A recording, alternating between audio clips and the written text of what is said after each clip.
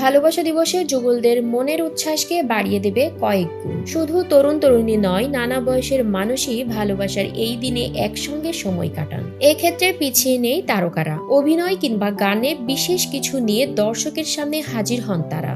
ভালোবাসার গল্প পর্দায় তুলে ধরলেও ব্যক্তিগত জীবনে এই বিষয়টি নিয়ে সবার মধ্যে থাকে নানা কথা। তৌসিফ মাহবুব বলেন, বিয়ের আগের ভালোবাসা দিবস বেশি উদযাপন করা হতো, কারণ তখন তো এই দিবসটি মিস করা যাবে না। বিয়ের পর প্রতিদিন আমাদের ভালোবাসা দিবস।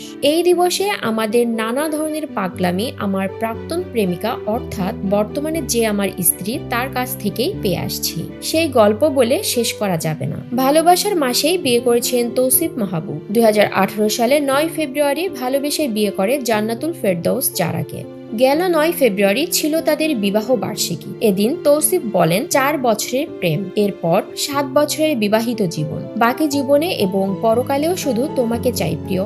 আমার থাকার কারণ আমার বিশৃঙ্খলার মধ্যে শান্তি, যে শক্তি আমাকে আমার সমগ্র সংগ্রাম জুড়ে বহন করে। আমি তোমাকে এখন এবং চিরকাল ভালোবাসি। এদিকে ভালোবাসা দিবস উপলক্ষে তৌসিফের কয়েকটি নাটক, এর মধ্যে নির্মাতা ইফাত জাহান মম নির্মিত ভালোবাসার গল্পের নাটক ব্যথার বাগান, ভালোবাসা ও বন্ধুত্বের গল্প বলবে নাটকটি। এতে তৌসিফের সঙ্গে অভিনয় করেছেন আয়শা খান। প্রথম প্রেম নাটকে তার বিপরীতে অভিনয় করেছেন অভিনেত্রী কেয়া পায়েল। এছাড়া ভালোবাসা দিবস উপলক্ষে মনেরই রঙে রাঙিয়ে নাটকে প্রথমবারের মতো তৌসিফের সঙ্গে জুটি হয়েছেন সঙ্গীত শিল্পী ও অভিনেত্রী সাবরিনা পড়শি।